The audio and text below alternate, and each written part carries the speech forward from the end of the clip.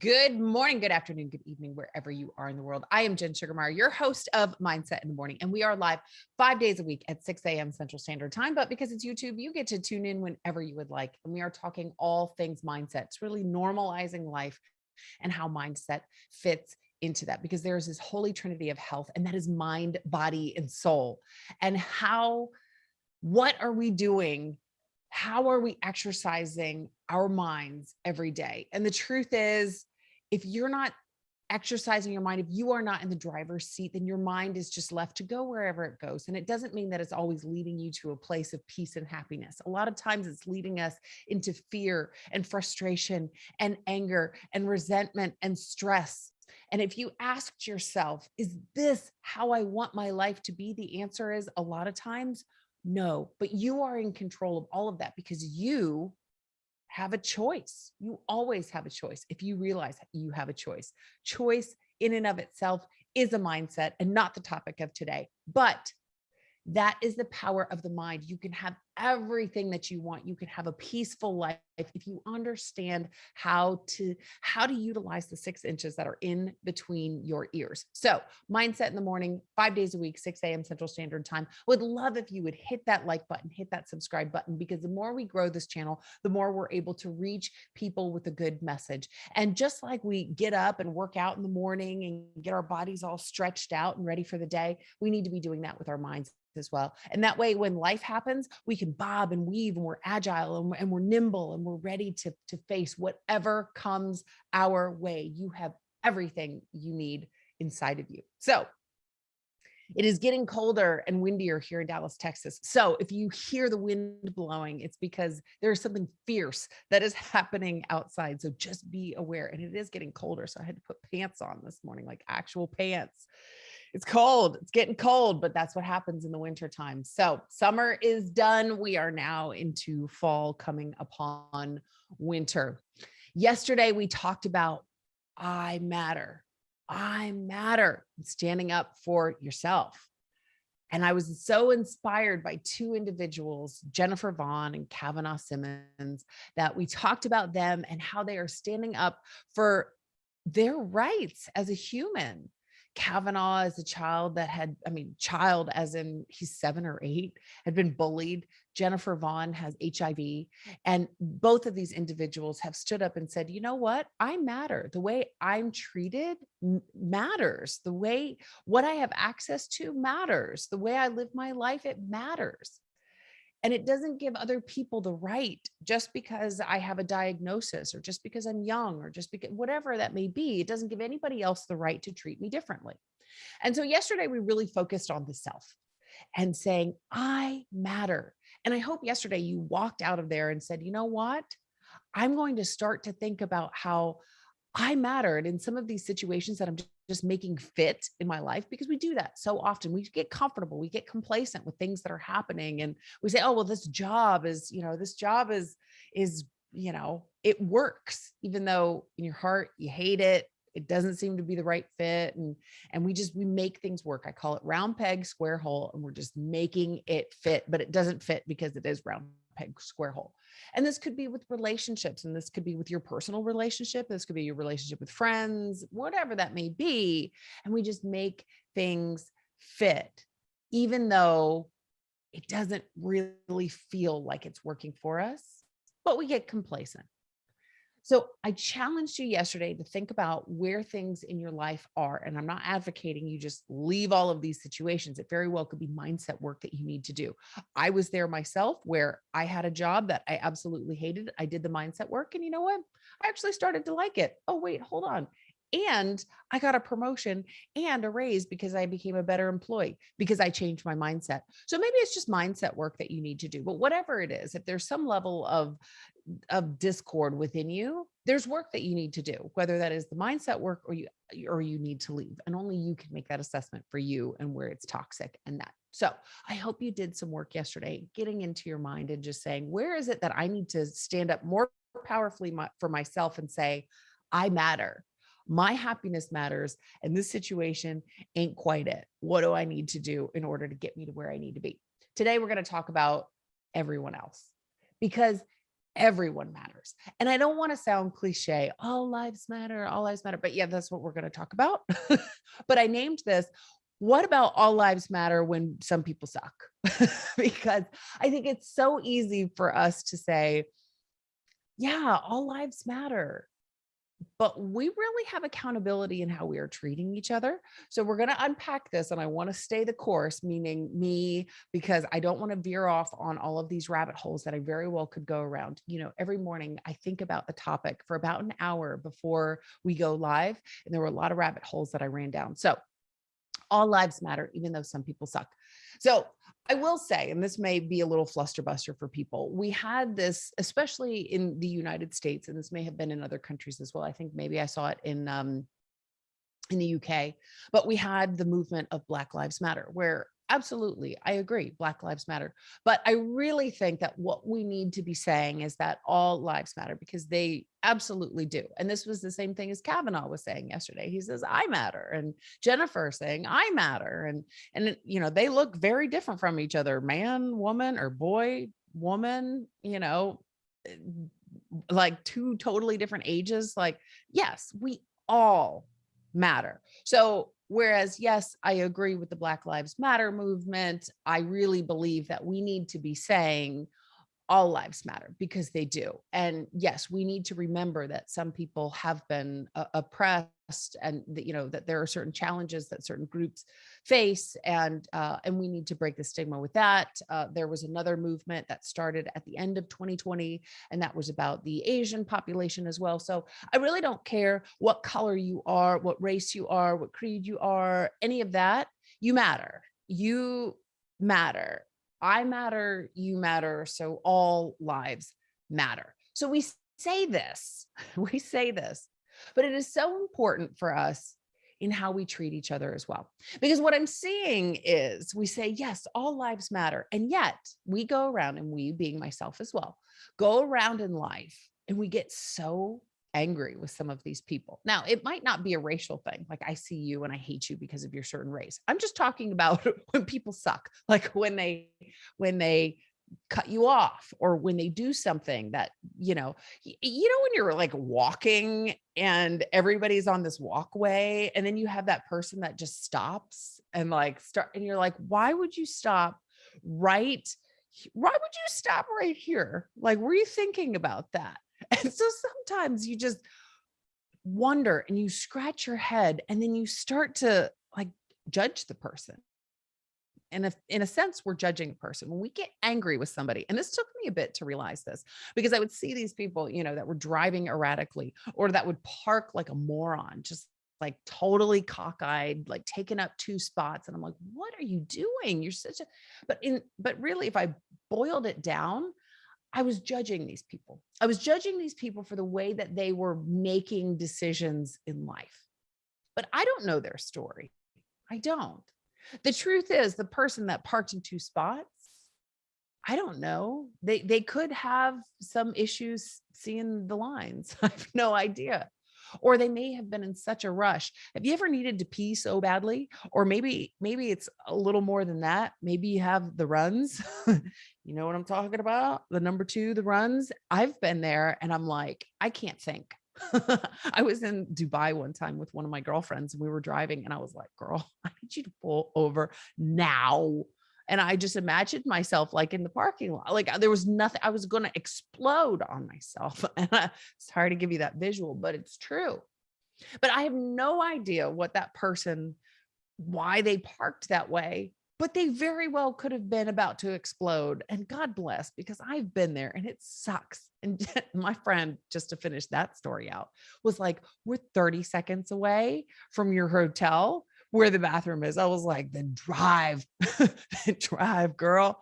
And we did, and I made it, and it was okay. So there was the end of that story. So sorry, not sorry for the visual. But you never know what somebody is going through. And that is the first thing I want to talk about, is that when people are acting, you don't know what is happening at home. You don't know what's going on in their mind. You don't know what's going on in their life. And we look at people, and there's, you need to be at your best at all times. But the truth is, A lot of people have a lot of heavy things going on. And whether that be your bowel movements are about to explode, or there could be something happening in your relationship with someone. Maybe there's abuse that's happening in their world. Maybe somebody is dying. Maybe they just lost their job. Maybe there is something that they're not advertising that they're going through, and they're doing the best that they can to just get by. And they don't mean to park in two spots. They didn't mean to cut you off. They didn't mean to do these things, but it just happened. There was a bit of distraction in the back of their mind. Their performance at work was like, because they were so consumed with these other thoughts. And a lot of times people don't come in and just lay all their problems out there. Some people are a lot more secretive about them. Maybe there's a level of shame, and so they don't speak up. Shame is a huge thing. We're going to spend a day talking about that because I saw a report that has taken years to compile. I saw this report yesterday that Shatterproof published, brand new. Yesterday was the first day. And it's amazing, amazing how much shame and stigma there is around addiction. So we're going to talk about shame and stigma and how we deal with that another day. But there could be a reason why somebody isn't saying something and you don't know. So how do you deal with this person? And I say, and I'm being a little funny, but when they suck, because maybe it's just their performance isn't quite the same, or, parking, double parking. Does that mean you suck? No. But when something doesn't meet the standards that you think that it should be at, when somebody is a little bit not all there, it could be, and we need to remember as humans that we are all walking each other home. Okay. We're just dealing with this life the best that we can. Yeah. And look, I am not one that has been really good at this for a long time. It's something that I had to learn and I have to remember. And that's all this is. That's all mindset is. It's just remembering when these things come into play. That when something happens or someone does something that doesn't align with the way that you would want it done, we have to remember that, hey, there could be something else going on. And we need to be kind. They say, kill them with kindness. It's true. If we get angry with each other, what does that do? That's like lighting a fire. What happens when you light a fire? It starts to burn and then it spreads. What if that fire wasn't anger, but that fire was kindness? And you had this kindness fire and it started to burn and it started to spread, but it was kindness. How much different would the world look if we started to spread kindness fire instead of anger fire? So remember, so that's the first. Remember that somebody could be going through something really heavy. You hear that wind? I don't know if you hear that wind. It's super, super intense outside. Secondly, we're all children of the same higher power. Whatever your higher power is, we are all children. And we were made in the image. I believe in God. And it says in the Bible that we were all made in the image of him. And sometimes I really got to remember this because I get a little annoyed with people. You are, yeah, you suck today. But that's my brother. That's my sister. Whatever that is, figuratively or maybe literally for you, that is someone that was designed just the way you were designed, in the image of something much greater and bigger than you are. And should we be treating our family that way? That if we were made in the image of perfection, but we know that we all have our days, AKA just, we have our days or we have sin or whatever that may be because we're not perfect and we deal with heavy stuff. We all have that right to have those days. Not that we have the right to sin, but we all have the right to just have our days. They're your brother, they're your sister. So remember that when you're looking at somebody, regardless of their color, regardless of their creed, regardless of any of this, that this person was made with love, was made in the image of something much greater than both of you. And it is not your job to hate on this person. Try the fire of kindness. That person is your brother and sister, whether you like it or not, whether you like it or not. We were made in the image of something much greater. And lastly, what if we started to think that all people are doing the best they can with what they have? Because we know that when you know better, you can do better, but not everybody knows better. Maybe they haven't gone there in their development yet.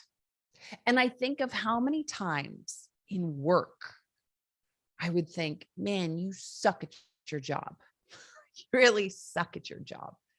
And maybe that job truly wasn't for that person. And that person needs to come to that realization that, hey, you are round peg, square hole in something, meaning you are trying to make something work that just ain't for you. You are not meant for this job. Maybe there's another job that fits your skill set better. So there could be that. What if they're doing the best that they could with the education they have or the knowledge that they have, the training that they have? Maybe they were just thrown into a job. Nobody formally trained them. How many times is that true for you in your company? Have you seen where people just start? They might not even have a laptop and they're just like, go make this place better, but nobody's formally trained them. And a lot of times we think just because somebody has a pulse that they should know how to do something.